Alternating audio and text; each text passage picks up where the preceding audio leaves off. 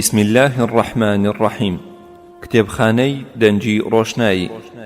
ناسنامەی کتێب ناوی پەرتووک بەردەوام بوون. ئیستیقامە. بابەت ئاینی. نووسینی هێمن فاڕۆق. چاپی یەکەم 2011. چاپخانەی ڕۆژهەڵات. لە بەڕێوەبەرایەتی گشتی کتێبخانە گشتیەکان ژمارەی سپاردنی 87 ساڵی 2011 پێدراوە. کۆی لاپەڕا، حەفتە لاپەڕا. خوێندنەوەی ئاکار حوسێن. کارە دەنجەکان هاوکار محەممەد. پێشەچی لاپەڕا 4. بسم الله والحمد لله والصلاة والسلام على محمد وعلى آله وصحبه وسلم. أما بعد، ئەم بابەتە چەند ڕێنماییەکە بۆ هەموو ئەو موسڵمانانەی ڕێبازی خوا و پێغەمبەرەکەیان صلی الله عليه وسلم هەڵبژاردووە. لە نێوان هەموو ئەو ڕێبازانە کە لەلایەن خودی مرۆڤەکانەوە دروست کراون. موسڵمانی خۆشەویست، ژیانی دنیا دیاریکرا و بریتیە لە چەند کاتێکی زێڕین، بەڵام زۆر بە خێرایی بەسەر مرۆڤدا تێدەپەڕێت. بێگومان ئەم ژیانەش پێک هاتووە لە هەوراز و نشێ و خۆشی و ناخۆشی. مرۆڤی موسڵمانیش کە ئەم دینەی هەڵبژاردووە نابێت بەو خۆشیانەی دێتە ڕێی پێی هەڵبخەڵێتێ و تەنها گوێڕایەلی هەوا و ئارەزوەکانی بکات، چونکە سەرنجام بەهۆیەوە دوورکەوتنەوەی لە دینی لێ دەکەوێتەوە. لە کاتی ناخۆشی و ترسدا نابێت بەڕادەیەکی زۆر بەرامبەر هەڕەشەکان نەرمی بنوێنێت، چونکە ئەمەش وازهێنان لە دینی لێ دەکەوێتەوە، بەڵکو لە هەردوو بارودۆخەکەدا دەبێ وەک چیای ڕەگدا کوتا و پتە و مامەڵەیەکی ڕاستی لەگەڵ بکات، هیچ شتێک و گۆڕانکاریەک زیان بە بیر و باوەڕەکەی نەگەێنێت و ئیستیقامەی هەبێت. مانای ئیستیقامە لاپەڕا 5. ئیستیقامە لە زاراوەی زمانەوانیدا واتە پابەندبوون و سەقامگیریە، بەڵام ئیستیقامە لە ڕووی شەرعدا مانای پابەندبوون و بەردەوام بوونە بە شێوەیەکی مامناوەندی لە نێوان توندڕەوی و نەرمی نواندن و کەمتەرخەمی وەلا نەدانە لە ڕێبازی خوا و پێغەمبەرەکەی صلی الله عليه وسلم. گرنگی ئیستیقامە. ئیستیقامە لە ئیسلامدا پایەکی بەرزی هەیە و زۆر گرنگ و پێویستە بۆ موسڵمانان، چونکە یەکەم ڕێگای بەختەوەری موسڵمان لەوەدایە کە ئەو فیترەتە بپارێزێ کە خوای گەورە لەسەری دروستی کردووە، ئەمەش لانەدان و بەردەوام بوون و لەسەر ئەم دینە بەدەست دێت. دووەم، لە هەموو کاتێکدا دوژمنانی ئاینی ئیسلام لە هەوڵی بەردەوامدان موسڵمانان لە خوڕەوشتی بەرز و ڕێگای دینداری چوون بۆ مزگەوت دوور بخەنەوە. لێرەدا بەردەوام بوون ئیستیقامە ڕۆڵی دڵ دەژێڕێ بۆ دینداری، چونکە لاشا بێدڵ دەفەوتێت، دینداریش بەبێ ئیستیقامە لەناو دەچێت. ئیستیقامە لە قورئانی پیرۆزدا لاپەڕا 6. بابەتی ئیستیقامە گرینگەکی زۆری پێدراوە لەلایەن خوای گەورە و گرینگەکەشی لەوەدایە کردوویەتیە فەرمان و ئامۆژگاری، ئاراستەی باشترین دروستکراوی خۆی کردووە کە پێغەمبەرانن عەلەیهیم السەلام، سەرەڕای ئەوەی خوای گەورە محەممەدی صلی الله عليه وسلم هەڵبژاردووە بۆ پێغەمبەرایەتی. ئینجا فەرمانی پێدەکات کە بەردەوام بێت لەسەر ئەم ڕێگایی کە گرتوویەتیە بەر، وەکو خوای گەورە دەفەرمێت فەستەقیم کەما ئومیرت، واتە خوای گەورە فەرمان بە پێغەمبەرەکەی و موسڵمانان دەکات بە ڕاگیرایی و بەردەوامی لەبەر ئەوەی گەورەترین یارمەتیدەری سەرکەوتنە بەسەر دوژمنان. عەبدوڵڵای کوڕی عەباس خوای لێ ڕازی بێ دەربارەی ئەم ئاەتە دەفەرمێ گرانگترین و بەهێزترین ئاەت کە دابەزی بێ لەسەر پێغەمبەر صلی الله عليه وسلم ئەم ئاەتە بووە. هەروەها هەردوو پێغەمبەر موسا و هاڕون عەلەیهیم السەلام لەگەڵ ئەو ئازار و ئەشکەنجە و کۆچکردن و بەرەنگاربوونەوەیان بەرامبەر فیرعەون، سەرەڕای ئەمەش خوای گەورە فەرمانی بەردەوامیان پێدەکات کە لەسەر ئەم ڕێگایە بەردەوام بن و شوێن ڕێگای ئەو کەسانە نەکەون کە نەزان و شارەزاییان نییە. لەسەر ئەم دینە پاکە خوای گەورە دەفەرمێت فەستەقیما وەلا تەتەبیعانی سەبیل الذین لا یعلمون، واتە دەسا ئێوەش چەسپا و بەردەوام بن لەسەر ئاین و بانگەوازەکەتان و لە حوکمی خوای گەورە دەرمەچوون، شوێن ئەو کەسانە مەکەون کە زانیاریان نییە لەسەر ئەم دینە. خوای گەورە لە شوێنێکی دیکەدا ئامۆژگاری موسڵمانان دەکات کە لەسەر هیچ دینێک نەمرن تەنها لەسەر ئیسلامەتی نەبێ، وەکو دەفەرموێ يا أيها الذين آمنوا اتقوا الله حق تقاته ولا تموتن إلا وأنتم مسلمون. مانای بە ئیسلامەتی بمرن ئەوەیە کە بەردەوام بن لەسەر ئەم ڕێگایە تاوەکو تووشی کۆتایی چاکە ببن. حسن الخاتیمە. خوای گەورە باسی ئەو کەسانە دەکات کە لە کاتی سەرەمەرجیان فریشتەی ڕەحمەت دێنەلایەن و مژدەیان پێدەدەن کە نەترسن و خەم نەخۆن لەو شتانەی کە لە داهاتوودا دێتە پێشیان، یان لەوەی کە جێیان هێشتووە لە ماڵ و منداڵ و هەواڵی بەهەشتیان پێدەدەن. ئەم جۆرە کەسانەش دوو سیفەتیان هەیە: یەکەم باوەڕبوون بە خوای گەورە، دووەم بەردەوامبوون لەسەر ڕێگای خوا و پێغەمبەرەکەی صلی الله عليه وسلم. هەر وەکو خوای گەورە دەفەرموێ: إن الذين قالوا ربنا الله ثم استقاموا تتنزل عليهم الملائكة ألا تخافوا ولا تحزنوا وأبشروا بالجنة التي كنتم توعدون.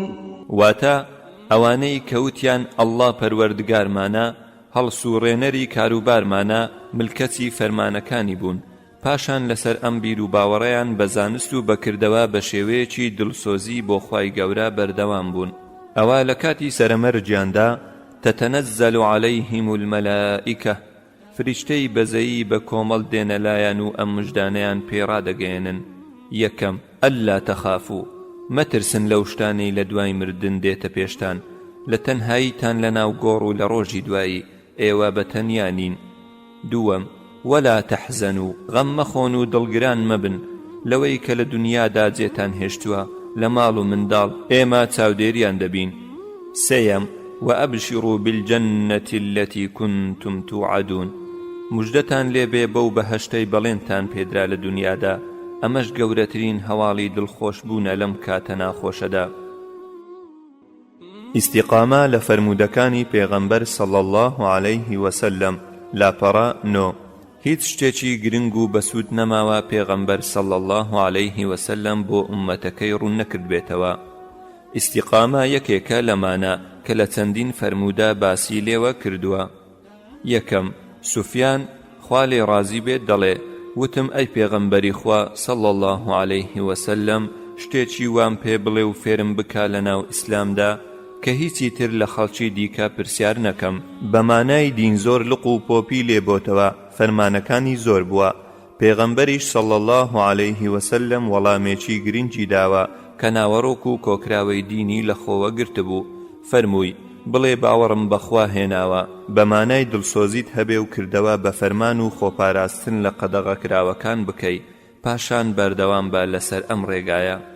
دووەم ثەوبان خوا لێ ڕازی بێت دەڵێت: پێغەمبەری خوا صلی الله عليه وسلم پێمانی فەرموو: بەردەوام بن لەسەر ئەم دینە، بەردەوام بن لەسەر گوێڕایەڵی خوای گەورە، ناتوانن هەموو فەرمانەکان جێبەجێ بکەن، بە گوێرەی توانای خۆتان هەوڵ بدەن بۆ جێبەجێکردنی فەرمانەکانی خوای گەورە.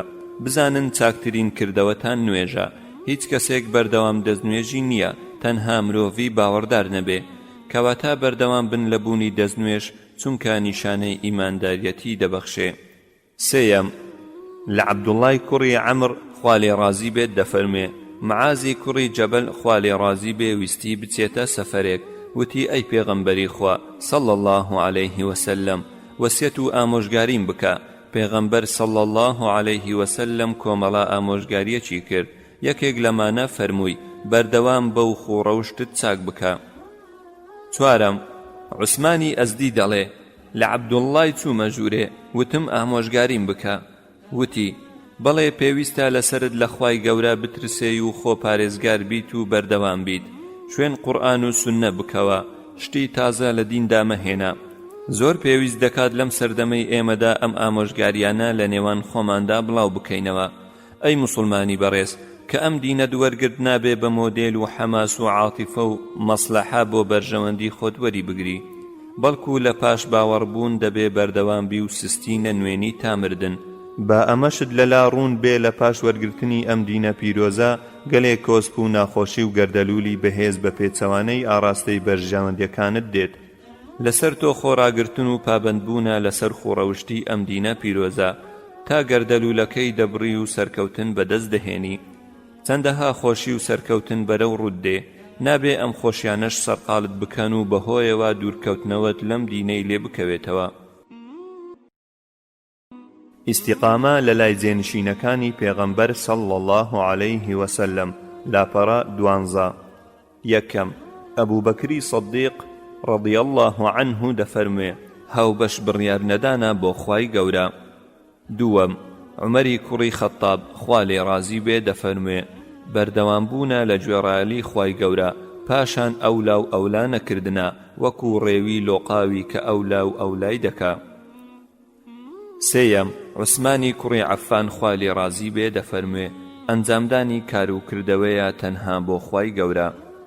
چوارەم، عەلی کوڕی ئەبی تاڵیب خوا لێ ڕازی بێ دەفەرموێ ئەنجامدانی فەرزەکانە بە تەواوەتی. ئێستا زۆرێک لە خوێنەرانی ئەم بابەتە دەپرسن بە پشتیوانی خوای گەورە هەوڵ دەدەم بەردەوام بم لەسەر ئەم دینە پیرۆزە، بەڵام ئایا ئەم هۆکار و ڕێگایانە چین تا بۆم ئاسان بێ و یارمەتیم بدات تا بەهۆیەوە بەردەوام بم لەسەر ئەم ڕێگایە؟ لە هەمان کاتدا بربەستەکانی ئەم ڕێگایەش چین تا لەلام ڕوون بێت و خۆمی لێ بپارێزم؟ باسکردنی چەند خاڵێکی گرنگ و پێویست دەکەمە وەڵامی ئەم دوو پرسیارە. هۆکارەکانی بەردەوام بوون. لاپەڕە 13. یەکەم، دەستگرتن و پابەندبوون بە قورئان و سونەت. قورئان و سونەت بە دوو سەرچاوەی بنەڕەتدا دەنرێن لەلایەن خوا و پێغەمبەرەوە صلی الله عليه وسلم. فەرمان کراوە بە دەستگرتن و پابەندبوون پێیانەوە، چونکە لە ڕێگایانەوە ڕاستی و ناڕاستی زیادەکرێتەوە، لانەدان لێیانەوە گومڕانەبوون و بەردەوامی لێ دەکەوێتەوە. بۆیە پێویستە موسڵمان دەست بگرن بە قورئان و سونەت، خۆیان بە دوور بگرن لە دەمارگیری بۆ هەر کەس و لایەن و گروپێک، چونکە دەمارگیری بە شێوەیەکی گشتی سەردەکێشێ بۆ گومڕابوون و لادان لە فەرمانەکانی خوا و پێغەمبەر صلی الله عليه وسلم. لە باوکی شەریحی خەزاعیەوە دەفەرمێت پێغەمبەری خوا صلی الله عليه وسلم فەرموویەتی ئەم قورئانە لایەکی لە دەست خوای گەورەیە و لایەکەی دیکەی بەدەستی ئێوەیە، بۆیە ئەگەر دەستی پێوە بگرن ئەوە بە هیچ شێوەیەک تووشی گومڕایی و لە ناوچوون نابن. لە ئیبنی عەباسەوە خوا لێ ڕازی بێت دەجێڕنەوە فەرموویەتی پێغەمبەر صلی الله عليه وسلم لە وتاری حەجی ماڵئاواییدا فەرمووی من شتێکم لە ناو ئێوە بەجێهێشتووە، هەر کەسێک دەستی پێوە بگرێ ئەوە بە هیچ شێوەیەک گومڕا نابێ، ئەویش پەرتووچی خوای گەورە و سنەتی پێغەمبەرەکەیەتی. لە جابرەوە خوا لێ ڕازی بێت لە پێغەمبەری خواوە صلی الله عليه وسلم دەجێڕێتەوە و دەڵێ قورئان تکاکارە و تکای وەرگیراوە بۆ ئەو کەسەی کە شوێنی دەکەوێت و کار بە ئاەتەکانی دەکات، گەواهیدان دژایەتی و کێشمەکێشم لەگەڵ ئەو کەسە دەکات کە کار بە قورئان ناکات و وەلای ناوە. بەڵام هەر کەسێک قورئان بکاتە سەرمەشقی خۆی ئەوە دەیباتە بەهەشت و هەر کەسێکیش پشتی تێبکات ئەوە ڕاپێچی دۆزەخی دەکات. دووەم، دڵسۆزی ئەلئیخلاص. بوونی دڵسۆزی بۆ خوای گەورە پێویستە، چونکە هەوێنی قبولکردنی بەندایەتیە، وەک خوای گەورە دەفەرموێت وما أمروا إلا ليعبدوا الله مخلصين له الدين حنفاء. واتا فەرمانیان پێ نەدرابوو مەگەر بەوەی کە خوا بە دڵسۆزی و ملکەچی بپەرستن، خۆشیان بە دوور بگرن لە هەموو دینێک کە پێچەوانەی دینی یەکتاپەرستیە کە ئیسلامە. ئەگەر دڵسۆزی لە هەر کار و کردەوە و قسەیەکی چاک هەبوو ئەوە خوای گەورە بەرەکەتی خۆی دەڕژێنێتە سەری و بەردەوامی دەکا. بەڵام ئەگەر بەندایەتی بۆ ئافرین و ناوبانگ و خۆدەرخستن و کۆکردنەوەی پارە و گەیشتن بە دەسەڵات ئەنجامدرا، ئەوە بەنەمانی بەرژەوەندیەکە سەرنجام سزبوون و گەڕانەوەی بۆ سەر گوناهی لێ دەکەوێتەوە. ئیبراهیمی کوڕی ئەدهەم ڕەحمەتی خوای لێبێت دەڵێ هەر کەسێک پێی خۆش بێ ناوبانگ دەربکات ئەوە لەگەڵ خوای گەورە ڕاستی نەکردووە. اینجا ئەگەر دەتەوێ بەردەوام بی لەسەر ڕێبازی خوا و پێغەمبەر صلی الله عليه وسلم، ئەوە دەبێت خۆت خاوێن بکەیەوە لە هەموو خۆ دەرخستن. ئەڕیا، چونکە دڵسۆزی خاڵی دەستپێکردن و کۆتاییە لە ئاینی ئیسلامدا. قال تعالى فمن كان يرجو لقاء ربه فليعمل عملا صالحا ولا يشرك بعبادة ربه أحدا. واتا هەر کەسێک بە ئومێدی گەیشتنە بە دیداری خوای گەورە کە خوای گەورە بە چاوی خۆی ببینێ و پاداشتی کردەوەکانی بداتەوە، ئەوە دەبێت لە کردەوەکانیدا ئەم دوو خاڵە سەرەکیە بێتە جێ. یەکەم، فليعمل عملا صالحا کردەوەی چاک بکات واتە کردەوەکانی بەگوێرەی قورئان و سنت بێ. دووەم ولا يشرك بعبادة ربه أحدا لە پەرستنی پەروەردگاری خۆیدا هیچ کەسێک نەکاتە هاوتاو هاوبەشی و ڕووپامی نەکات، چونکە خوای گەورە کار و کردەوەی هیچ کەسێک وەرناگرێت تا مەرجی دڵسۆزی لێنێتە دی. تەنانەت ئەم کەسە جەنگاوەر بێ یان زانا بێ یان قورئان خوێن بێ یان کەسێکی بەخشەر بێ، وەک پێغەمبەر صلی الله عليه وسلم دەفەرموێت بەڕاستی یەکەم کەسانێک لە ڕۆژی دوایی دەهێنرێتە بەردادگای پەروەردگار و دادبین لەسەر دەکرێت پیاوێکە شەهید بووە، ناز و نیعمەتەکانی پێدەوترێت، ئەویش دەیان ناسێتەوە. خوای گەورە دەفەرمێت چۆن ڕەفتارت لەگەڵیان کرد؟ پیاوەکە دەڵێ لە پێناو تۆ جەنگام تا شەهید بووم. خوای گەورە دەفەرمێت درۆت کرد، بەڵام تۆ جەنگای تا پێت بوترێ ئازە و بەجەرجی، پێشت وترا لەبەر ئەمە خوای گەورە فەرمان دەدات لەسەر ڕووڕا بکێشرێت تا دەخرێتە ئاگرەوە. دوای ئەمە پیاوێکی دیکە دەهێنرێت، زانست فێر بووە و خەڵکی دیکەشی فێر کردووە و قورئانیشی خوێندوێتەوە. بە هەمان شێوە خوای گەورە ناز و نیعمەتەکانی خۆی پێ پیشان دەدات و ئەویش دەیان ناسێتەوە. خوای گەورە پێی دەفەرموێ چۆن ڕەفتارت لەگەڵیان کرد؟ پیاوەکە دەڵێ زانست فێر بووم و خەڵکی دیکەشم فێر کرد و قورئانیشم لە پێناو تۆدا خوێندەوە. خوای گەورە پێی دەفەرمێت درۆت کرد، بەڵام تۆ زانست فێر بووی تا پێت بوترێ زانای، قورئانیشت خوێندەوە تا پێت بوێترێت قورئان خوێنێکی باشە، پێشت وترا. دواتر خوای گەورە فەرمان دەدات ئەویش لەسەر ڕوو ڕابکێشرێت تا دەخرێتە ئاگرەوە. اینجا پیاوێکی دیکە دەهێنن خوای گەورە دەوڵەمەندی کردبوو، لە هەموو جۆرەکانی ماڵی پێی بەخشی بوو، ئەویش دەهێنرێتە بەردادگای پەروەردگار. خوای گەورە ناز و نیعمەتەکانی خۆی پێ دەڵێتەوە، ئەویش پێیان دەنازێتەوە و خوای گەورە پێی دەفەرموێ چۆن ڕەفتارت لەگەڵیان کرد؟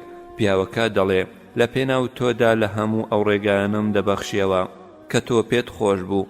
خوای گەورە دەفەرموێ تۆ درۆت کرد، بەڵام تۆ ئەم کارت کرد تا پێت بوترێ بەخشندەی، چاو نەترسی، سەخی پێشت وترا. پاشان خوای گەورە فەرمان دەدات لەسەر ڕوو ڕابکێشرێت تا دەخرێتە ئاگرەوە. کەواتە ئەوەی مەبەستی بەردەوام بوونە لەسەر ئەم ڕێگایە تا بگاتە لای خوای گەورە ئەوە دەبێ کار و کردەوەکانی دوور بن لە خۆ دەرخستن. بە شێوەیەکی گشتی هەر کردەوێک ئەگەر بۆ خوای گەورە بێ ئەوە بەردەوام دەبێ، بۆ هۆیەوە بەرز دەبێتەوە، ئەگەر بۆ خوای گەورەش نەبێ ئەوە خێرا کۆتایی پێدێ و دەبڕێتەوە. وەکو پیاوێک لە لای ئەحمەدی کوڕی حەنبەل ڕەحمەتی خوای لێبێ باسی ڕاستگۆیی و دڵسۆزی کرد. پێشەوە ئەحمەدیش وتی بەهۆی دڵسۆزیەوە گەلان بەرز بوونەتەوە. لەمەوە بۆمان بەدەردەکەوێت کە یەکەم هەنگاوی بەردەوام بوون بریتیا لە دڵسۆزی و ڕاستکردنەوەی نیەت. سێیەم وەرگرتنی زانستی شەرعی. چرای ڕۆناککەرەوەی تاریکەکان زانستی شەرعیە کە بەهۆیەوە ڕێگای ڕاست و کەسی چاک دەناسرێتەوە، کەواتە بۆ وەرگرتنی ئەم زانستە چەند هەوڵ بدەی ئەوەندە یارمەتی دەرت دەبێت کە بە ئاسانی بەهەشتی خوای گەورە بەدەست بێنی. لە ئەبی هوڕەیڕەوە خوای لێ ڕازی بێت دەفەرمێت گوێم لە پێغەمبەری خوا صلی الله عليه وسلم بوو فەرمووی هەر کەسێک ڕێگایەکی وەرگرتنی زانستی شەرعی گرتەبەر ئەوە خوای گەورە ڕێگای چوونە بەهەشتی بۆ ئاسان دەکات، بەڵام دەبێ مەبەستی لە وەرگرتنی بۆ خوا بێت، نەوەک بۆ کۆکردنەوەی پارە و پوڵ و خۆ دەرخستن لە نێو خەڵک.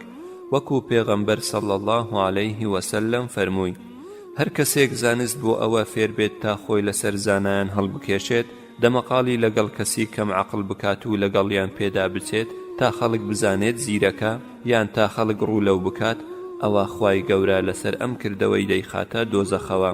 لەبەر گرنگی زانست پێغەمبەر صلی الله عليه وسلم وەرگرتنی زانست بە فەرز داناوە، وەکو دەفەرموێ وەرگرتنی زانست فەرزە لەسەر هەموو موسڵمانێک. هەر لەبارەی وەرگرتنی زانست پێشەوای سوننە ئەحمەدی کوڕی حەنبەل لەگەڵ ئەو هەموو زانستەی خۆی ئینجا دەیفەرموو من داوای زانست دەکەم تا ئەو کاتەی دەچمە گۆڕەوە.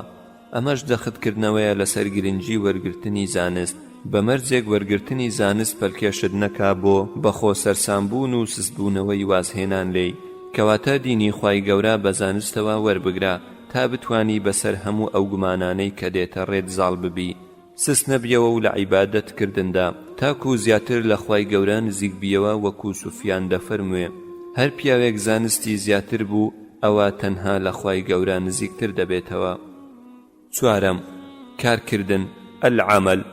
کارکردن بەرهەمی ڕاستی دڵسۆزیە، ڕەنگدانەوەی زانستی وەرگیراوە، نیشانەی خۆشەویستی خوای گەورەیە، کەواتە هەوڵ بدا بەردەوام بیت لە ئەنجامدانی کار و کردەوەی چاک ئەگەر کەمیش بێت، بە هیچ شێوەیەک واز لە کار و کردەوەی چاک نهێنی، چونکە ئەمە خۆشەویستترین کار و کردەوەیە لای خوای گەورە، وەکو پێغەمبەر صلی الله عليه وسلم دەفەرموێ: بزانن خۆشەویستترین کردەوە لای خوای گەورە ئەو کردەوەیە کە بەردەوام ئەنجام بدرێ ئەگەر کەمیش بێ. بەم جۆرە کار و کردەوەکان وا چاکە لە پاش ئەنجامدانیان لەبیر بکرێن و باس نەکرێن، زیاتر لە سنووری دیاریکراودا ئەنجام نەدرێ، چونکە بەدەر لە سنووری خۆی بێزاری لێ دەکەوێتەوە، کە ئەمەش کاریگەری خراپی لەسەر ئەنجامدانی بەندایەتی کردن دەبێت، بەرەو لاوازی و سزبوونەوەت دەبات. وەرگرتنی دین بە نەرم و لەسەرخۆیی وات لێ دەکات بەردەوام بیت لەسەری، بەڵام بە پێچەوانەوە وەرگرتنی بە زیادەڕەوی توندی لە چوارچێوەی قورئان و سوننەت ئەوە لە کۆتاییدا ئەگەری ئەوە هەیە بەرەو بێدینی و سزبوونەوەت ببات. پێنجەم، پشتبەستن بەخوا، التەوەکل. هەموو مرۆڤێک لە ژیانی ڕۆژانەی بە شێوەیەکی گشتی لە هەندێک کات و شوێندا هەست بە لاوازی و بێدەسەڵاتی خۆی دەکات، دەزانێت بە بەردەوام پێویستی بە زاتێکە پشتی پێ ببەستێ بۆ ئەوەی یارمەتی بدات و سەرکەوتوی بکات. بێگومان خوددا الحەی القەیومە، زیندوی هەتاهەتایی و هەڵسوڕێنەری بوونەوەرەکانە. الصەمەدە، جێی مەبەست و نیازە لە هەموو پێداویستیەکان. القەویە، توانایە بەسەر هەموو توانایەک و هێزێکدا. الجەبارە، خاوەن دەسەڵاتی ناچارکارە. الغەنیە، دەوڵەمەندە. الحەفیظ، پارێزەری هەموو شتەکان. الفتاح، دەروکەرەوەی هەموو دەرگاکان. الوهاب، بەخشەری بێبەرامبەرە. الڕەزاق، ڕۆزیدەری هەموو گیانلەبەرانە. مانای تەوەکل، لاپەڕە 23. وشەی تەوەکل لە زاراوەی زمانەوانیدا بە مانای دەرخستنی بێهێز و لاوازیە، پشت پێبەستنە بە کەسێکی دیکە. بەڵام تەوەکل لە ڕووی زاراوەییدا زیاتر لە پێناسەیەکی بۆ کراوە. یەکەم، تەوەکل دەستەواژەیەکە بە مانای پشت بێبەستنی دڵە بە تاکە زاتێک کە کردوتە پشت و پەنا و متمانەی خۆت کە ئەڵڵایە. دووەم، حەسەن فەرمووی: بەڕاستی پشتبەستنی بەندە بە پەروەردگاری ئەوەیە کە بزانێت بە تەنها ئەڵڵایە و جێگای متمانەیی ئەوە. سێیەم، ئیبن ڕەجەب دەڵێ: ڕاستەقینەی پشتبەستن بریتیە لە ڕاستی پشت پێبەستنی دڵە بەخوای گەورە بۆ بەدەستهێنانی بەرژەوەندیەکان و لادانی زیانەکان لە هەموو کاروبارەکانی دنیا و دواڕۆژدا. سپاردنیانە بەخوای گەورە و هاتنەدی باوەڕیش بەم جۆرە دروست دەبێت کە جگە لە خوای گەورە هیچ زاتێکی دیکە نییە بیبەخشێ و ڕێگری بکات و زیان و قازانج بگەێنێت. چوارەم، لە یەحیای کوڕی موعازیان پرسی، خوای لێ ڕازی بێ، کەی کەسێک دەبێتە کەسێکی پشتبەست و ئەویش لە وەڵامدا وتی: ئەگەر کەسەکە ڕەزامەند بوو بە پشتبەستن و متمانێتی خوای گەورە. پێنجەم، التەوەکل حوسن الظەن بالله، واتە مانای گومانی چاکبردنە بەخوای گەورە. شەشەم، التەوەکل ملکەتبوونە بە فەرمان و بڕیاری پەروەردگار. هەفتەم، التەوەکل مانای گەڕانەوەی بڕیارە بۆ لای خوای گەورە لە هەموو بار و دۆخێکدا. هەشتەم، التەوەکل مانای پەیوەستبوونی دڵە بەخوای گەورە لە هەموو هەڵو مەرجێکدا. نۆیەم، حاتەم زاهید دەڵێ: نمونەی کەسێکی پشتبەست و بەخوای گەورە هاوشێوەی کەسێکە پشتی بە چایەکدا بێت. هەموو ئەم پێناسانە لە مەدارج السالکین داهاتووە. التەوەکل لە قورئانی پیرۆزدا خوای گەورە فەرمان بە موسڵمانان دەکات کە پشت بە خوای گەورە ببەستن و تەنانەت کردوویەتە نیشانەیەکی زەقی باوەڕ، وەکو دەفەرموێ: وعلى الله فتوكلوا إن كنتم مؤمنين. واتە پشت بە خوای گەورە ببەستن ئەگەر ئێوە بڕوادارن، کەواتە نیشانەی بڕواداریەتی لە کاتی پشتبەستن ڕەنگ دەداتەوە. لە یادمان نەچێ پشتبەستن بە خوای گەورە زۆرێک بەرهەمی هەیە. لەمانە قال تعالى: ومن يتوكل على الله فهو حسبه. بمانای هەر کەسێک پشت بە خوای گەورە ببەستێت و متمانەی پێی هەبێت کاروبارەکانی گەڕاندەوە لای خوای گەورە، ئەوە خوای گەورە بەسێتی بۆ ئەوەی بیپارێزی و سەری بخات و کاروبارەکانی بۆ ئاسان بکات. دووەم، بەدەستهێنانی خۆشەویستی خوای گەورەیە. قال تعالى إن الله يحب المتوكلين واتا بەڕاستی خوای گەورە ئەو کەسانەی خۆش دەوێت کە پشت بە خوای گەورە دەبەستن. سێیەم پارێزراوبوون لە پینانی شەیتان. قال تعالى إنه ليس له سلطان على الذين آمنوا وعلى ربهم يتوكلون واتا شەیتان هێز و دەسەڵاتی بەسەر ئەوانە نییە کە باوەڕیان هێناوە و تەنها پشتیان بە پەروەردگاریان دەبەستن. کەواتە باوەڕبوون لەگەڵ پشت بەستن بەهۆی بوونی ئەم دوو سیفەتەوە خوای گەورە بەندەکەی خۆی دەپارێزی و ڕێگریان لێ دەکات لە وەسوەسەکردنی شەیتان. بوونی ئەم دوو سیفەتەش سەردەکێشێ بۆ ئەوەی بەندەکە بەردەوام بێت و نەوەستێت لەم ڕێگایەدا. التەوەکل لە فەرموودەکانی پێغەمبەر صلی الله عليه وسلم لاپەڕە 27. پێغەمبەر صلی الله عليه وسلم بایەخێکی تایبەتی بە بابەتی تەوەکولی داوە زیاتر لە فەرموودەیەکی لەسەر فەرمووە. یەکێک لەم فەرمودانە پێغەمبەر صلی الله عليه وسلم دەفەرموێ ئەگەر ئێوە بەڕاستی پشت بە خوای گەورە ببەستن بە پشت بەستنێکی حەق و ڕاستگۆیانە ئەوە خوای گەورە ڕۆزیتان پێدەدات وەکو چۆن ڕۆزی دەداتە باڵندە کە بەیانیان بەسی قەدانێکی بەتاڵ دەڕوات و ئێوارانیش بە تێریەوە دەگەڕێتەوە. تەوەکل لە فەرمودەیەکی دیکەدا بەم جۆرە هاتووە. ئەنەس خوای لێ ڕازی بێ دەڵێ گوێم لە پیاوێک بوو وتی ئەی پێغەمبەری خوا صلی الله عليه وسلم وڵاخەکەم تون ببەستمەوە و پشت بەخوای گەورە ببەستم یان نەی بەستمەوە بەڕەڵای بکەم و پشت بەخوای گەورە ببەستم. پێغەمبەری خوا صلی الله عليه وسلم فەرمووی بیبەستەوە و پشت بەخوای گەورە ببەستە. ئەم دوو فەرمودەی سەرەوە چەند پندووانەیەکمان فێر دەکات. یەکەم پشت بەستن بەبێ کارکردن پوچ و بەتاڵە. دووەم کارکردن بەبێ پشت بەستن ئەمەشیان پوچ و بەتاڵە. سێیەم دەبێ لەگەڵ کارکردندا پشت بەخوای گەورە ببەسترێ وەکو نەمانەوەی باڵندەکان لە ناو هێلانەی خۆیان و دەرچوونیان بۆ دەرەوە. چوارەم دەستگرتن بە هۆکارەکان لە کاتی کارکردندا بەڵام بێ ئەوەی پشتی پێ ببەسترێ بەڵکو تەنها پشت بەخوای گەورە ببەسترێ وەکو بەستنەوەی وڵاخەکە و پشت بەستن بەخوای گەورە نەوەک بە بەستنەوەکە. بە تەواوکردنی ئەم بابەتە گەیشتینە ئەو ئەنجامەی کە پشت بەستن بەخوای گەورە گوڕوتین و هێز دەداتە کەسی پشت بەستووەکە سەری دەخات بەسەر بەربەستەکان و بەردەوامی دەکات تا دواساتەکانی ژیانی. شەشەم پابەندبوون بە کۆمەڵی موسڵمانان. لاپەڕە 29 هەوڵ بدا لە کۆمەڵی موسڵمانان جیانەبیەوە جاچە ئەنجامدانی نوێژی کۆمەڵ بێت یان کارکردن بێ لەگەڵیان چونکە هەرچەند لە ڕووی ژمارەوە موسڵمانان بەیەکەوە زۆر بن ئەوە شەیتان پیلانەکانی لاواستر دەبێ و زیاتر دوور دەکەوێتەوە وەکو پێغەمبەر صلی الله عليه وسلم دەفەرموێ هەر کەسێک لە ئێوە دەیەوێت بچێتە ناوەڕاستی بەهەشت ئەوە با پابەند بێ لەگەڵ کۆمەڵی موسڵمانان لێیان جیانە بێتەوە لەبەر ئەوەی شەیتان لەگەڵ یەک کەسدایە ئەگەر بوونە دوو کەس ئەوە شەیتان دوورتر دەکەوێتەوە.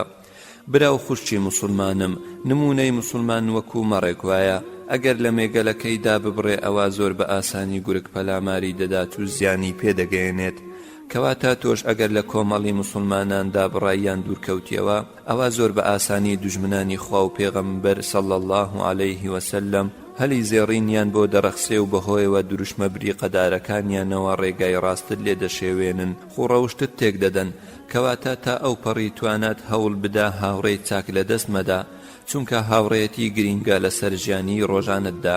پێغەمبەری خوا صلی الله عليه وسلم فەرمووی پیاو لە سەردینی خۆشەویستیەکەیەتی لەبەر ئەوەی هەر یەک لە ئێوە با سەیر بکات هاوڕێیەتی چێ دەکات بزانێ خوڕەوشتی بەرزایان بەدڕەوشتە ئەمینە یان خائینە.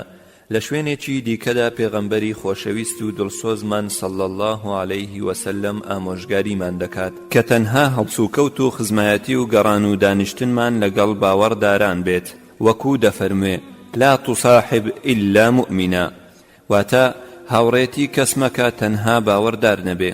بە کورتی ئەگەر بەنیازی لەسەر ئەم دینە بەردەوام بی و گۆڕانکاری خراپت بەسەر نێت ئەوە هاوڕێتی موسڵمانی خاوەن خوڕەوشتی بەرز بکە. حەوتەم بەرەنگاربوونەوە و جەنگکردن لەگەڵ حەز و ویستەکان. حەز و ویستەکان پاڵنەرێکی سەرەچین کە بەردەوام هانی مسلمانان دەدەن بۆ خراپەکردن، بۆیە وا پێویست دەکا بەردەوام ڕێگری و بەرەنگاربوونەوەی لە بەرامبەردا بکرێت، چونکە ئەگەر فەرامۆشت کرد بەرەنگار نەبوویەوە ئەوە بزانە بەرەو کۆتایی شەڕ سوء الخاتیمەت دەبات. قال تعالى: إن النفس لأمارة بالسوء إلا ما رحم ربي. واتا بەڕاستی نەفس هەمیشە فەرمان بە خراپە دەکات. وریا بە ئەگەر خۆت بەدەستەوەدا و بوویتە بەندەی ئەم نەفس و گوێڕایەلیت کرد، ئەوە ئەستەما لەم ڕێگایە بەردەوام بی. نمونەی ئەم خۆ بەدەستەوەدانە وەکوو مێگەلە مەڕێکە ڕاببسێرە بە گورگێک پێی بڵێ شوانەتی ئەم مەڕانەم بۆ بکە. ئایا چی لەم گورگە چاوەڕێ دەکەی؟ وەڵامەکە ئاشکرایە تەنها خراپە و بەس. بزانە ئەم نەفسەش بۆ موسڵمان بەم جۆرەیە ئەگەر سنووردارت نەکات ئەوە زۆر بە ئاسانی بەسرت دازاڵ دەبێ. گۆڕانکاری خراپت بەسەر دەهێنێت تا ئەو ڕاددەی تووشی ئەنجامدانی جۆرەها گوناه و بەدڕەوشتی دەبی کە بە خەیاڵیش بیرت لێ نەکردوتەوە. خی گەورە ئاگاداری پێغەمبەر داود عەلەیهی السەلام دەکاتەوە و دەفەرموێ: ولا تتبع الهوى فيضلك عن سبيل الله. واتا شوێن حەز و ویست مەکەوە لە حکم کردندا، ئەگەر وا بکەی ئەوە ڕێگای ڕاست و بەهەشتت لێون دەبێت. کەواتە بەردەوامبوون و لانەدان لەسەر ئەم ڕێگایە بەستراوە بە جیهاد و تێکۆشان لەگەڵ هەوا و نەفسدا، وەکو خوای گەورە دەفەرموێ: والذین جاهدوا فینا لنهدینهم سبولنا. واتە ئەو کەسانەی کە لە پێناو ڕەزامەندی ئێمەدا تێکۆشان و جیهادیان لەگەڵ هەوا و نەفسیان کردووە، ئەوە بێگومان ئێمەش ڕێنماییان دەکەین و بۆ ڕێگاکانی بەهەشت و گەیشتنیان بە ئێمە. کەواتە یەکێک لە گەورەترین جیهاد و خۆماندووکردن ئەو جیهادەیە کە لەگەڵ هەوا و نەفسدا دەکەویە جەنگ. وەکو پێغەمبەر صلی الله علیه وسلم دەفەرموێ: گەورەترین جیهاد ئەوەیە کە کەسێک جەنگ و جیهادی هەوا و نەفسی دەکات. پێغەمبەری خوا صلی الله علیه وسلم لە حەدیثێکی تردا دەفەرموێ: جەنگاوەر ئەو کەسەیە کە جەنگ و تێکۆشان لە پێناو خوای گەورەدا لەگەڵ نەفسی خۆیدا دەکات. تا ئەم جەنگا بەردەوام بێ ئەوە ڕۆیشتن لەسەر ئەم ڕێگایە بەردەوام دەبێ. چۆک دانان و شکست هێنان لەم جەنگا بە گوێڕایەلیکردنی هەوا و نەفس دەست پێ دەکات، پاشان لادان لەسەر ئەم ڕێگایەی لێ دەکەوێتەوە. بوشرا حافی ڕەحمەتی خوای لێبێ دەفەرموێ: بەڵاو کارەسات و لە ناوچوونت هەموو هۆیەکەی هەوا و نەفستە و چارەسەرکردنیشی هەموو لە بەرگوێ نەکردنیەتی. پرسیاریان لە یەحیای کوڕی مەعاز کرد، وتیان چێ لە هەموو کەس زیاتر هێز و توانای هەیە؟ وتی ئەو کەسەی کە بەسەر نەفسیدا زاڵ دەبێ. کەواتە بە گوێنەکردنی هەوا و نەفس مانای کارکردنی عەقڵ و بەرزڕاگرتنی کەسایەتیە. بەردەوامبوونیەتی لەسەر ئەم ڕێگایە. هەشتم، لێپرسینەوە لەگەڵ نەفس.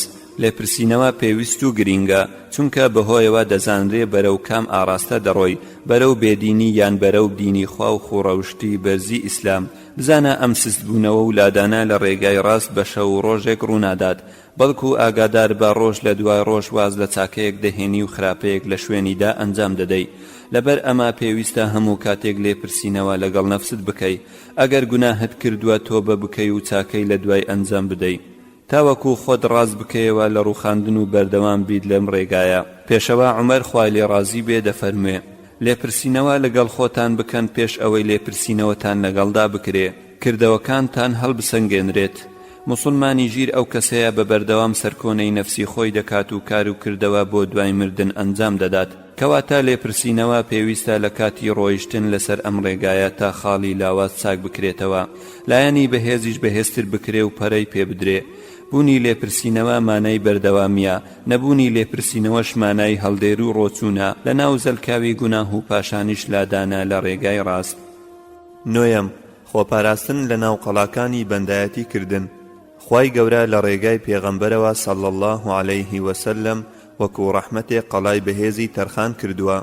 دەرگاکەی لە بەرامبەر ئەنجامدانی هەندێک لە بەندایەتی کردندا دەکاتەوە تا موسڵمانان دەستی پێوە بگرن، بەهۆیەوە بسنە ناو قەڵاکان بۆ ئەوەی پارێزراو بن لە پیلان و هێرشی شەیتانەکانی مرۆڤ و جنۆکەکان. بێگومان هەوڵدانی ئەم شەیتانانە بۆ خراپکردنی مسلمانان ناوەستێ. بەردەوام دەبێت تا دواساتەکانی ڕۆح دەرچوونی مسلمانان. لەم بەندایەتی کردانەشدا زۆر زیکرکردنە. زۆر زیکرکردن بە شێوەیەکی گشتی یارمەتی دەرێکی زۆر کاریگەرە لەسەر درێژە پێدان و بەردەوامبوون لەم ڕێگایەدا. خی گەورە بەهێز و دەسەڵاتی خۆی لەگەڵ ئەم کەسەدا دەبێت وەکو دەفەرموێت فەذکوڕونی ئەذکوڕکم واتە یادی من بکەن تا منیش یادی ئێوە بکەم.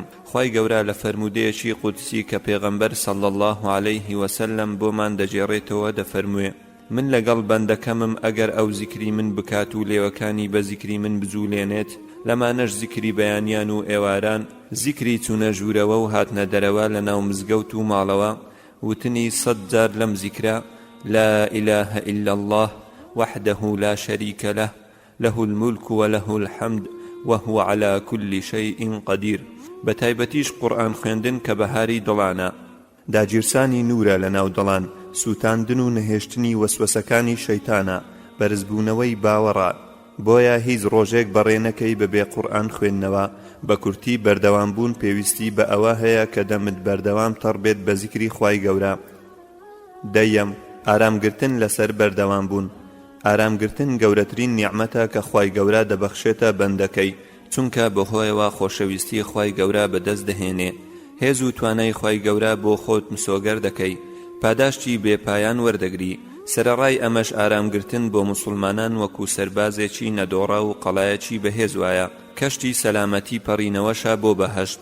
قال تعالى وإن تصبروا وتتقوا لا يضركم كيدهم شيئا واتا ئەگەر ئێوە ئارام بگرن لەسەر ئەزیەت و ئازارەکانیان و لەخوا بترسن و خۆپارێزگار بن لە بەرامبەر گوناه ئەوە پیلان و فێڵ و شەڕی شەڕخوازان هیچ زیانتان لێ نادات بەڵکو بەسەر خۆیاندا دەشتێتەوە و سەری خۆیان دەخوات کەواتە هۆکاری سەرکەوتن بەسەر شەیتان و دوژمنان ئارامگرتن و لەخوا ترسیە وەکو پێغەمبەر صلی الله عليه وسلم دەفەرموێ بەڕاستی سەرکەوتن لەگەڵ ئارامگرتندایە ئارامگرتن هێزت پێدەبەخشێ بۆ ئەوەی چۆک دانەنەی لە بەرامبەر هەوا و ئارەز و پیلانەکانی شەیتان. ئارامگرتن لەسەر ئەنجام نەدانی گوناه و تاوان لەسەر گوێڕایەلی فەرمانەکانی خوای گەورە لەسەر هەموو ئەو ناخۆشیانەی کە دێنە سەر ڕێگات زۆر پێویستە. ئارامگرتن ڕێگێکە لە باوەڕەوە لێی جیانا بێتەوە وەکو پێغەمبەر صلی الله عليه وسلم دەفەرموێ باشترین و گەورەترین باوەڕ بریتیە لە ئارامگرتن و گیانی لێبورودەیی کەواتە هەر کەسێک ئارامگر نەبوو ئەوە باوەڕی تەواو نییە بۆ ئەوەی بتوانێ ڕۆژە ناخۆشەکان و بربەستەکان ببڕێ بەسەریاندا زاڵ ببی ئەوە دەبێ ئارامگرتن توێش و زاد و زەخیرەت بێ. بانگەشە و بانگەوازی دینداریش ماوە کورد دەبێ ئەگەر ئارامگرتنی لەگەڵدا نەبێت. ئارامگرتن خاوەنەکەی تەنها بە بەهەشت دەسپێرێ وەکو خوای گەورە دەفەرموێ والملائكة يدخلون عليهم من كل باب سلام عليكم بما صبرتم فنعم عقبى الدار. واتە فریشتەکان لە هەموو دەرگاکان لێیان دەستنە ژوورەوە پێشوازیان لێ دەکەن دەڵێن سەلامتان لێبێت بۆهۆی ئەو ئارامیەوە کە گرتان هاتنە ئەو شوێنە و باشترین ماڵە شوێنتان. یازدەهەم پاڕانەوە چەچی مسلمانانە خاڵی پەیوەندیە بەو زاتەی کە پەروەردگاری جیهانە زانایە بە هەموو شتێک توانادارە بەسەر هەموو شتێک هیچ شتێکی لێون نابێت جا چ گەورە بێ یان بچووک چ لە ئاسمان بێ یان زەوی یان لە دەریاکان ئەو زاتەیە کە دەمان پارێزێ لە وەسوەسەی شەیتانەکان لەبەر ئەمە دەبێ زۆر داوای لێ بکەین و ڕێنماییمان بکات بۆ سەر ڕێگای ڕاست وەکو خوای گەورە دەفەرموێت اهدنا الصراط المستقيم واتە ڕێنموویمان بکە بۆ ڕێگای ڕاست. لەبەر گرنگی بابەتەکە خوای گەورە ئەم پاڕانەوەی لە ناو نوێژدا کردوتە فەڕز کە دەبێ ڕۆژێ چەندەها جار پێی بپاڕێنەوە و داوای لێ بکەین ڕێنماییمان بکات بۆ سەر ڕێگای ڕاست کەواتە لە یادمان نەچێت سروشتی دڵی مرۆڤ وایە کە زوو گۆڕانکاری بەسەردادێت لەبەر ئەوە خوای گەورە پاڕانەوەیەکمان فێر دەکات کە پێی بپاڕێنەوە کە دەفەرموێ ربنا لا تزغ قلوبنا بعد إذ هديتنا وهب لنا من لدنك رحمة إنك أنت الوهاب. واتا أي پروردگارمان دڵەکانمان لە ڕاستی و هیدایەت لامەدە و ڕاگیراوی بکە پاش ئەوەی کە هیدایەتت داوین و لە لای خۆتەوە بەزەییمان پێ ببەخشە بەمانای دڵەکانمان ڕاگیرا و بکە و سەرکەوتومان بکە لە ئەنجامدانی کاری چاکە و ئەنجام نەدانی کاری خراپە بەڕاستی بە خۆت بەخشێنەری.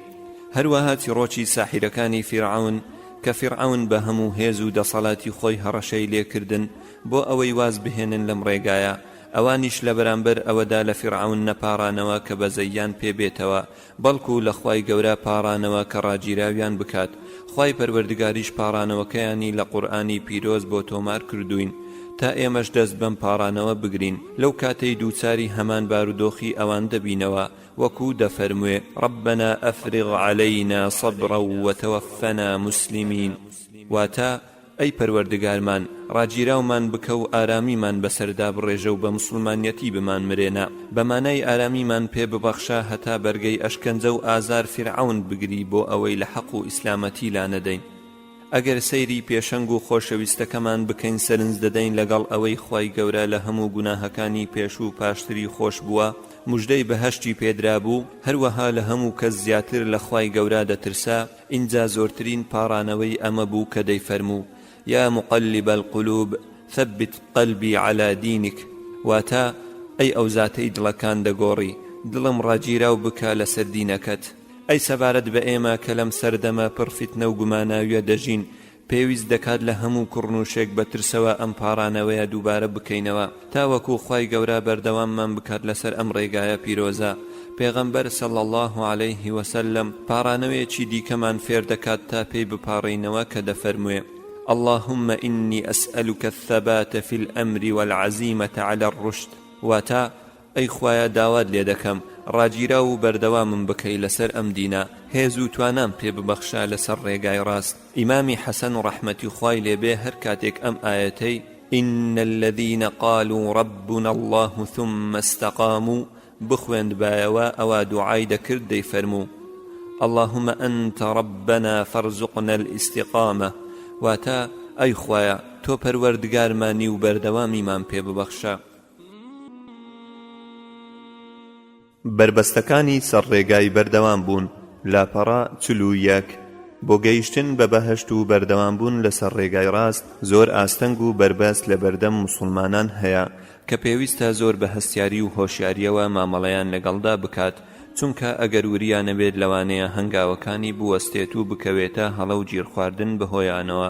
لەمانە یەکەم ئافرەتان، زانایان جەخت لەسەر ئەوە دەکەنەوە کە تێکەڵبوون و لێک نزیکبوونەوەی هەردوو ڕەگەز بە شێوازێکی ناشەرعی و ڕێگە پێنەدراو کاریگەری لەسەر پیاوان و ژنان بەجێ دەهێڵێت لە بەردەوامبوونیان لەسەر ئاین، وەکو پێغەمبەر صلی الله عليه وسلم دەفەرمێت گەورەترین فیتنە لە دوای خۆم جێمهێشت بێ و زیانی هەبێت بۆ سەر پیاوان ئەوە ئافرەتانن. بەڕاستی کاریگەری زۆر خێرایان هەیە لەسەر پیاوان. لە فەرمودەیەکی دیکە پێغەمبەر صلی الله عليه وسلم دەفەرمێ خۆتان بپارێزن لە ئافرەتان، چونکە یەکەم فیتنەی نەوەی ئیسرائیل لە ڕێگای ئافرەتان بوو. سعیدی کوڕی موسەیب دەفەرمێ گەر شەیتان لە هەوڵدان بۆ خشتەبردنی کەسێک بێ هیوا بوو، ئەوە لە ڕێگای ئافرەتەوە هەوڵی زەفەربردنی بۆ دەبات. لەم بابەتە مەبەستمان ئەو ئافرەتانەوە بەکارە نەشیاوەکانیان کاریگەریان لەسەر باوەڕداران هەیە. دووەم، خۆپاراستن لە پارە و پول و دنیا بە حەڕامی.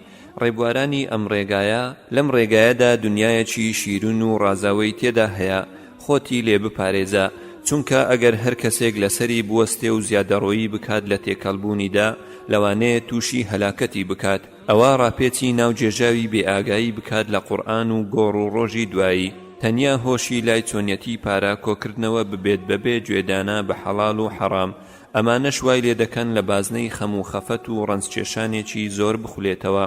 ڕەنگە ئەمە ببێتە هۆی دەوڵەمەندی، بەڵام بەبێ ئەوەی هیچ چاکەیەکی کردبێتە زەخیرەی ڕۆژی دوایی و بەدەست بەتاڵی و بە هەژاری ڕوو لە گۆڕ و حیسابی بکات. سەرەڕای ئەمانەش لادان لە ڕێگای ڕاست و بەهەشتی لێ بکەوێتەوە. لە ئەنجامدا دۆزەخ دەبێتە شوێنی، چونکە بەهەشت شوێنی کەسانی خاوێنە. لە هەموو ڕوویەکەوە وەکو خۆی گەورە دەفەرموێ وقال لهم خزنتها سلام عليكم طبتم فادخلوها خالدين. واتە کاتێک دەگەنە لای دەرگای بەهەشت دەرگاوانەکە پێشوازیان لێ دەکات و پێیان دەڵێن سەلامتان لێبێت، ئێوە بەهۆی خاوێنیتان هاتنە بەهەشت و بڕۆنە ناو بەهەشت بە هەمیشەیی. لە ئەبی سعیدی خودریەوە ڕەضی الله عنهم دەجێڕنەوە کە پێغەمبەری خوا صلی الله عليه وسلم فەرموویەتی بەڕاستی ئەم دنیاە شیرین و سەوزە بە مانای سەرنجڕاکێش و خۆشەویستە. خوای گەورە ئێوەی جێنشینی کردوونە کە هەندێکیان بۆ هەندێکی جێدەهێڵین. خوای گەورە سەیر دەکات تا ئێوە چۆن مامەڵەی لەگەڵ دەکەن. مانای کار بە فەرمانەکانی خوای گەورە دەکەن یاخود نا، خۆپارێز دەبن لە قەدەغەکراوەکان و شەهەواتەکانتان یاخود نا، خۆتان بپارێزن لە دنیا، خۆتان بپارێزن لە ئافرەتان. لە ئەبی سعید خوای لێ ڕازی بێ دەجێڕێتەوە کە پێغەمبەری خوا صلی الله عليه وسلم لەسەر مینبەری دانیشت بوو، ئێمەش لە چوار دەوری دانیشتین. فەرمووی بەڕاستی ئەوەی لە دوای خۆم لەسەر ئێوە بترسم کرانەوەی خۆشی و ڕازانەوەی دنیاە بەڕووی ئێوە بەمانای تێکەڵی ناوخۆشیەکانی ببن، چونکە زۆر کەس لە کاتی ناخۆشی ئارامگر دەبێ و واز لە دینی خوای گەورە ناهێنن، بەڵام کە خۆشی دنیا ڕووی تێکردن و دەوڵەمەند بوون ئەوە بەهۆیەوە سەرخۆش بوون و زۆر جاریش دەوڵەمەندیەکەیان غڕوری کردوون لە ئەنجامدا زیادەڕۆیان کردووە. لە کەعبی کوڕی عیاض رضی الله عنه دەجێڕێتەوە کە پێغەمبەر صلی الله عليه وسلم دەفەرموێ هەموو گەلێک بە شتێک تاقی کراونەتەوە، تاقیکردنەوەی ئومەتی منیش پارە و پوڵە، کەواتە ئاگاداری ئەم تاقیکردنەوە بە، چونکە جۆڕالیکردنی مانای لادانە لە دین و حەق و ڕاستگۆیی. پێغەمبەر صلی الله عليه وسلم دەفەرمێ سوێن بەخوا بۆ تەئکید و گرنگی بوون لەم قسەی کە فەرمووی من لە ئێوە ناترسم لە هەژاری، بەمانەی هەژاری یەخەتان بگرێ بەهۆیەوە دوور بکەونەوە لە خوای گەورە، چونکە زۆر جار هەژاری و نەبوونی بوونە تا ڕەحمەت، تەنانەت نزیک بوونەوە لە خوای گەورە و مزگەوت و حەق لێکەوتۆتەوە. بەڵام ئەوەی دەترسێم لە ئێوە ئەم دنیاە کە بەڕووتان بکرێتەوە، وەکو چۆن بۆ گەرانی پێش ئێوەش کرابەوە، ئێوەش کێبڕکەیان لەسەر بکەن وەکو چۆن ئەوان کێبڕکەیان لەسەر دەکرد، اینجا تووشی لە ناوچوون ببن وەکو چۆن ئەوانی تووشی لە ناوچوون کرد. لە ئیبنی مەسعود خوا لێ ڕازی بێ لە پێغەمبەری خواوە صلی الله عليه وسلم فەرمووی بەڕاستی ئەو دینار و دەرهەمە بوو ئەوانەی پێش ئێوەی تووشی لە ناوچوون کرد، ئەم دوانەش ئێوەش تووشی لە ناوچوون دەکەن. ئەمەش مانای هەر کەسێک خۆشەویستی بۆ پارە و ئامانجی لێ تەنها کۆکردنەوە بێ کە بەردەوام هەوڵ لە پێناوی بدرێ بۆ ئەوەی لە بەرامبەر خزم و دراوسێکانت زیاترم هەبێت، ئەمەش وای لێ دەکات زەکات نەدات، نوێژ بچوێنێت، ناپاچی بکات لە کاتی کۆکردنەوەی، لە ئەنجامدا پارە دەبێتە دین و وجدان. ئەگەر پێشتر مزگەوت شوێنی بوو بێت ئەوە ئێستا بازار دەبێتە شوێنی. سەرکەوتن بە سەرتاقیکردنەوەی خۆشەویستی دنیا و پارە و پول مانای دەربازبوونە لە فیتنە و بەردەوام بوونە لە ڕێگای خوای گەورە. وەکو یەحیای کوڕی مەعاز ڕەحمەتی خوای لێبێ دەفەرموێت ئەی نەوەی ئادەم، تا ئەو کاتەی دڵت بە خۆشەویستی دنیاوە بەسترا بێتەوە بەردەوام ئاینەکەت لەت بووندایە. تێبینی کارکردن و پارە پەیداکردن بە بەندایەتیکردن بۆ خوای گەورە دەنووسرێ، بەڵام لە چوارچێوەی شەرعدا بێت. سێیەم بەخۆ سەرسانبوون ئەلعوجب. بەخۆ سەرسانبوون یەکێکە لە نەخۆشیە کوشندەکان کە ژەهرەکەی جۆرەها کاریگەری خراپ بەجێ دەهێڵێت، لەمانە وەستاندن لە بەردەوامی و کۆت و زنجیرکردن لە بواری کارکردندا. ئاگادار بە بەو کردەوە چاکانەی کە ئەنجامتدا و بەو پلە و پایە و ئاستە زانستەی کە پێی گەیشتووی لە خۆبایی نەبیت، هەرچەند کردەوەی زۆر ئەنجام بدەی لە نوێژ و ڕۆژ و بەخشین و تەمەنێکی زۆرت لە بانگاوازکردن بۆ ڕێبازی ئیسلام سەرف کرد بێت، ئەوە ئەم دوو خاڵە لە پێش چاوتدا بنێ. یەکەم، تۆ بەهۆی کردەوەکانت ناچیتە بەهەشت و ڕزگارت نابێت لە دۆزەخ، تەنها ئەگەر خوای گەورە ڕەحمت پێ بکات، وەکو پێغەمبەر صلی الله عليه وسلم دەفەرموێ هیچ کەسێک لە ئێوە بەهۆی کردەوەکانی ناچێتە بەهەشت. وتیان تۆش ئەی پێغەمبەری خوا صلی الله عليه وسلم؟ ئەویش فەرمووی بەڵێ منیش تەنها ئەگەر خوای گەورە بە زیاد بەخشین و ڕەحمەتی خۆی بمباتە بەهەشت. دووەم، هەرچەند کردەوەت زۆر بێت تۆ نازانی ئایا خوای گەورە لێتی وەرگرتووە یاخود نا؟ دایکی باوەڕداران خوای لێ ڕازی بێ فەرمووی پرسیارم لە پێغەمبەری خوا کرد صلی الله عليه وسلم دەربارەی ئەم ئاەتە کە خوای گەورە دەفەرموێ ئەوانەی کە کاری چاکە ئەنجام دەدەن و ماڵیان دەبەخشن لەگەڵ ئەوەدا دڵیان دەترسێ کە کردەوەکانیان وەرنەگیرێت و ڕزگاریان نەکات لە سزای خوای گەورە. عائیشە خوای لێ ڕازی بێ فەرمووی ئایا ئەوانە ئەو کەسانن کە ئارەق دەخۆنەوە و دزی دەکەن؟ پێغەمبەر صلی الله عليه وسلم فەرمووی نەخێر ئەی کچی سدیق، بەڵکو ئەوانە ئەو کەسانن ڕۆژوو دەگرن و نوێژ دەکەن و دەبەخشن، لەگەڵ ئەوەشدا ئەوانە دەترسێن کردەوەکانیان لێوەرنەگیرێ. اینجا ئەم ئاەتەی خوێندەوە ئەوانەی ئەو وەسفانەیان تێدایە کەسانێکن لە ئەنجامدانی کارە چاکەکاندا لەبەر ڕەزامەندی خودا هەمیشە پەلە دەکەن. کەواتە دەبێ بەردەوام ترسمان هەبێ لە وەرگرتنی عیبادەتەکانمان، نەوەک بەهۆیەوە سەرسام بین، سەرنجام ببێتە فیتنە بۆمان. بزانە باوکی پێغەمبەران ئیبراهیم عەلەیه السەلام و کوڕەکەشی ئیسماعیل عەلەیهیم السەلام لەگەڵ ئەوەی بە فەرمانی خوای گەورە کەعبەی پیرۆزیان دروست کرد ئینجا دەیان فەرموو ربنا تقبل منا إنك أنت السميع العليم واتا أي پروردگارمان أو کردەوەمان لێوەرگرە و خۆت بیسەر و زانای براو خوشی مسلمان ئامۆژگاری متەڕەف لەگوێ بگرە کە دەڵێ ئەگەر بێت و بە شەو بخەویت و بەیانیەکەش پەشیمان ببیەوە بەوا کە شەو نوێژت نەکردووە بەلای من خۆشترە لەوەی کە بە شەو هەڵبستیەوە شەو نوێژ بکەی و بەیانیەکەش بەهۆیەوە بەخۆ سەرسام ببیت کەواتە هەوڵ بدە کردەوەی چاک بکە و پاشان لە یادی بکە و باسی مەکە نەوەک ئەم باسکردنا ببێتە هۆی بەخۆ سەرسام بوون چونکە ئەم دەردە سەردەکێشێ بۆ خۆ بەزلزانین لە پاشانیش سست بوونەوە پێغەمبەر صلی الله علیه وسلم دەفەرموێ سێشت هەن مسلمان تووشی لە ناوچوون و دۆڕاندن دەکا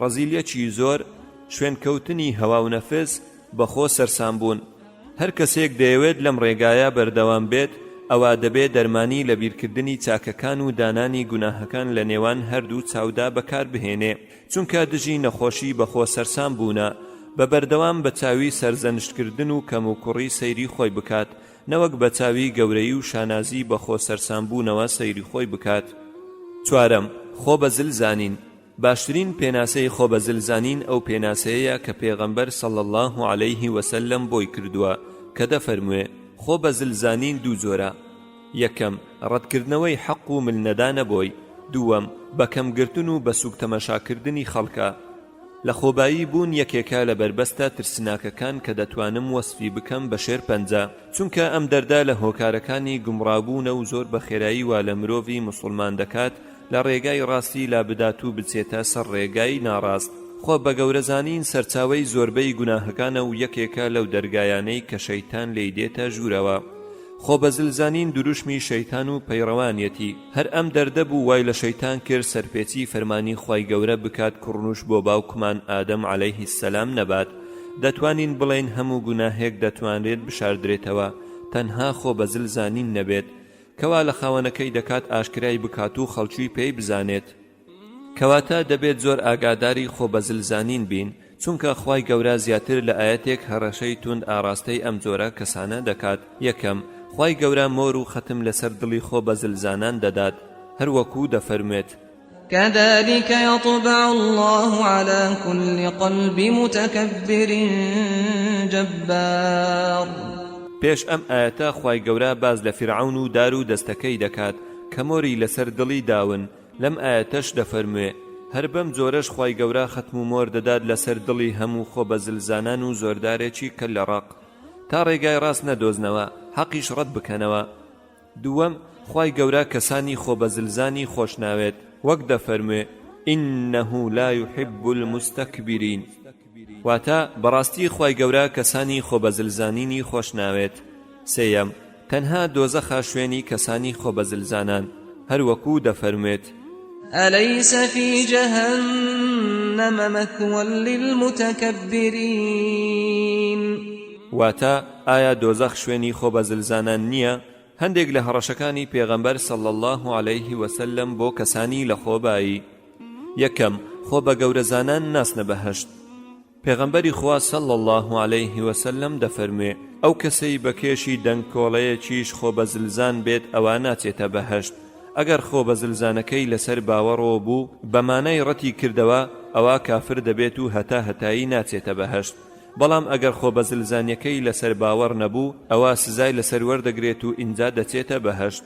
دووەم خۆ بە گەورەزانان شوێنیان دۆزەخە پێغەمبەری خوا صلی الله علیه وسلم فەرموویەتی با پێتان بڵێم نیشانەی دۆزەخیەکان چییە هەر بەخۆی فەرمووی هەموو دڵڕەق و چروکی پارەویستی و خێرنەکەری خۆ بەزلزان سێیەم دووربوون لە خۆبایی بوون بەمانای چوونە بەهەشتە پێغەمبەری خوا صلی الله علیه وسلم دەفەرموێ هەر کەسێک گیانی لە لاشەی جیابەوە دوور بوو لەم سێشتە ئەوە ئەم گیانە چۆتە بەهەشتەوە یەکەم لە خۆ بە گەورەزانین دووەم لە قەرزاری سێیەم لە ناپاچیکردن لەو دەستکەوتانەی کە لە کاتی جیهادکردن لەگەڵ کافران دەست دەکەوێت چوارەم شێوەی کەسانی لە خۆبایی لە ڕۆژی دواییدا بە ئەندازەی مێرولەی ورد بچووک دەبێتەوە کەسی خۆبەزلزان لەم دنیاە لوودبەرزە و خۆی پێ گەورەترە لە خەڵکی لەبەر ئەمە خوای گەورە لە ڕۆژی دواییدا ئەوەندە بچووکی دەکاتەوە تا وای لێدێت دەکەوێتە ژێرپەی خەڵکی.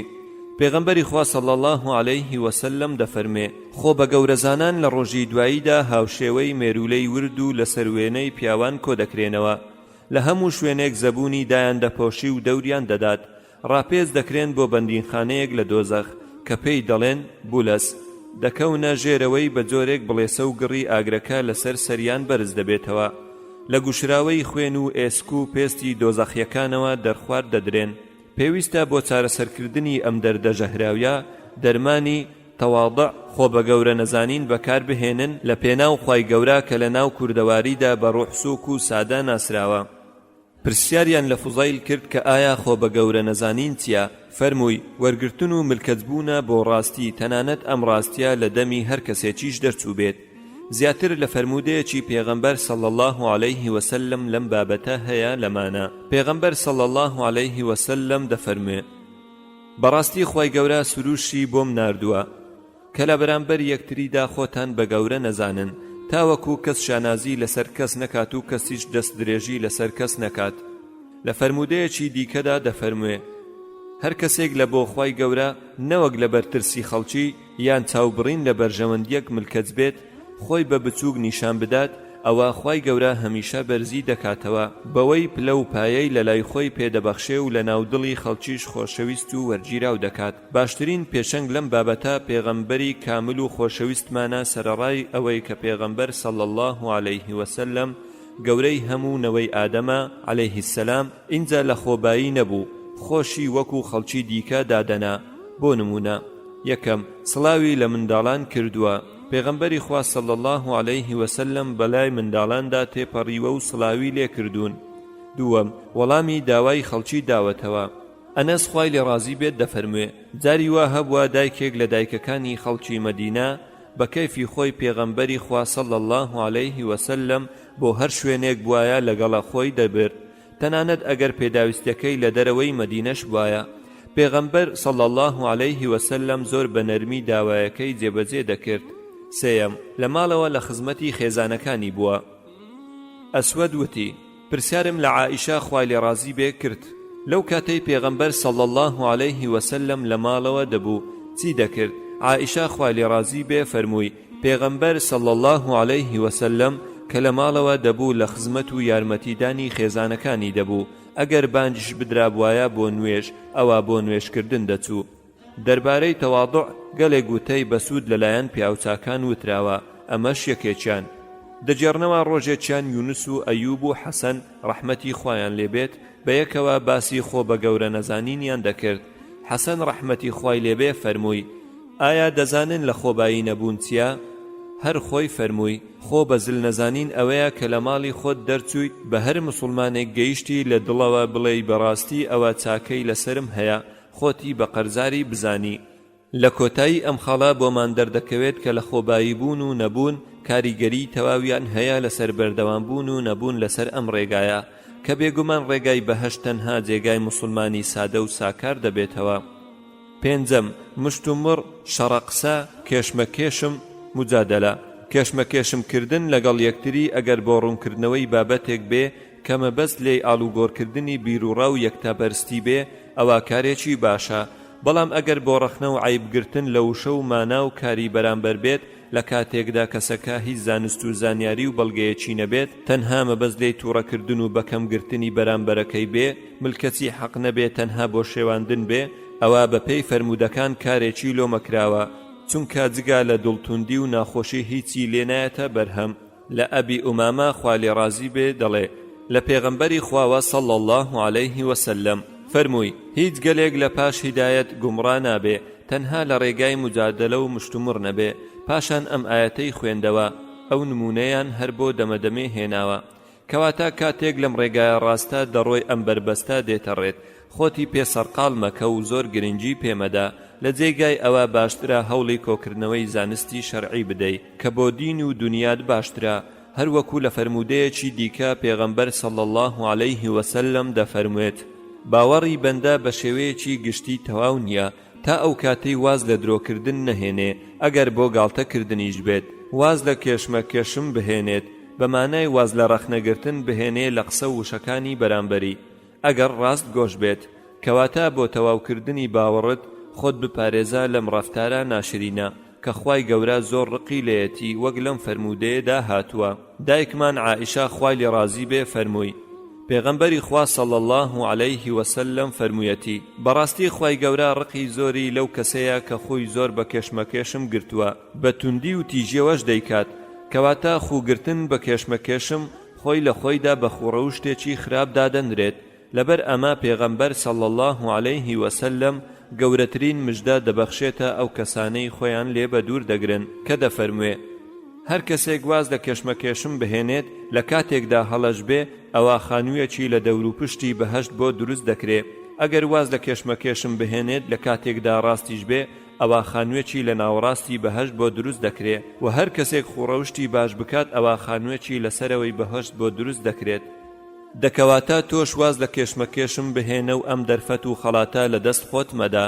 بە هەمان شێوە پیاوچاکان هانی مسلمانان دەدەن واز لەم ڕەوشتە بهێنن. هەروەکو مسلم بن یاسر دەڵێ خۆتان لە مجادلەکردن بپارێزن چونکە لەو کاتە دەکەونە نەزانین و هەڵەوە ئەو کاتەش شەیتان دەرفەتی بۆ دەرەخسێ کە لە خشتتان ببات. ڕەبیع دەڵێ گوێم لە شافعی بوو ڕەحمەتی خوای لێبێ دەیفەرموو کێشمەکێشم لە سەردین دڵ ڕق دەکات و ڕق و کینە و دوژمنداریەتی بەجێ دەهێڵێت. هەروەها دەربارەی کێشمەکێشم معروف ئەلکەرخی دەڵێ ئەگەر خوای گەورە بیەوێ چاکەی لەگەڵ بەندەکەی بکات ئەوە دەرگای کارکردنی لێ دەکاتەوە دەرگای مشتومڕی لێدا دەخات و ئەگەر خوای گەورە بیەوێ خراپە و شەڕی تووشی بەندەکەی بکات ئەوە دەرگای کارکردنی لێدا دەخا و دەرگای کێشمەکێشمی لێ دەکاتەوە. بەمانەی مجادلە غەزەبی خوای گەورەیە بۆ ئەو کەسانەی خراپن کارکردنیش نیعمەتێکی خوای گەورەیە بۆ کەسانی باش. شاعیریش دەڵێ ئاگاداری کێشمەکێشم بە نزیکی مەکەوە لەبەر ئەوەی کێشمەکێشم بۆ شەڕتان بانگ دەکات و شەڕیش دەهێنێت. بەمانای زۆر جار بەرهەمی کێشمەکێشم تەنها شەڕ و ئاژاوە و لێک جیابوونەوە و دڵتوندی بووە.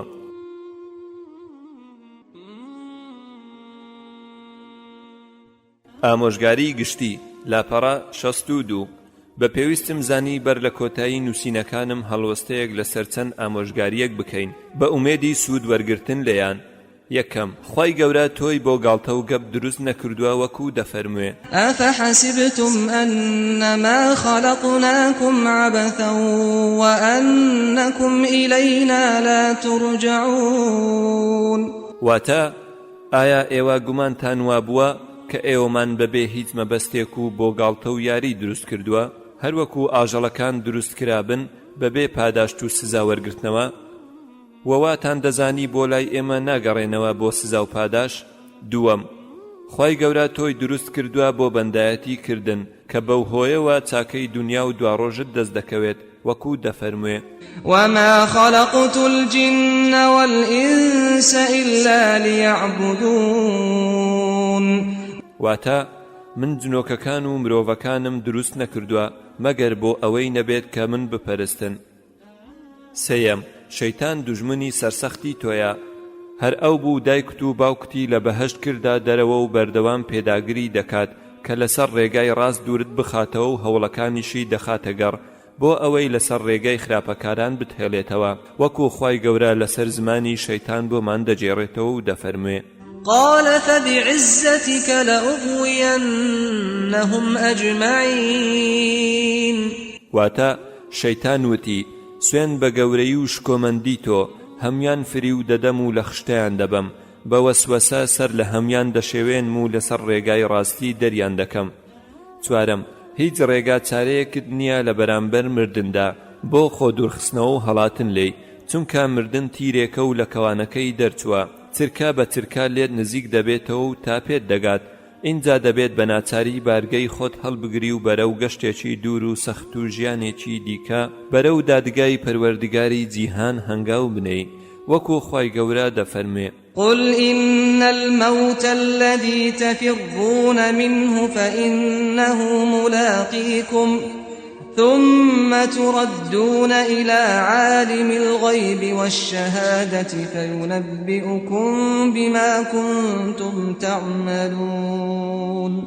واتا بڵێ ئەی پێغەمبەر بەڕاستی ئەو مردنا کە ئێوە لەبەری ڕادەکەن ئەوە بێگومان لە دوای ئێوەیە و پێتان دەگات پاشان دەگەڕێندرێنەوە بۆ لای خوای زانا بەشتە شادراوەکان و ئاشکراکان پاشان هەواڵتان پێدەدات دەربارەی کردەوەکانی ئێوە کە ئەنجامتان داوە.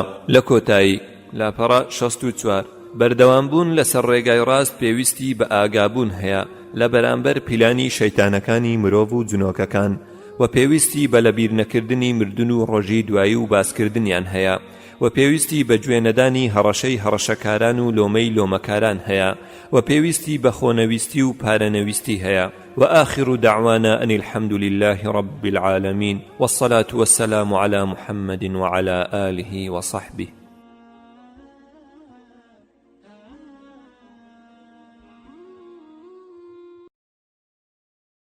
خوێنەری بەڕێز ئەم کتێبە بە کۆتا هات.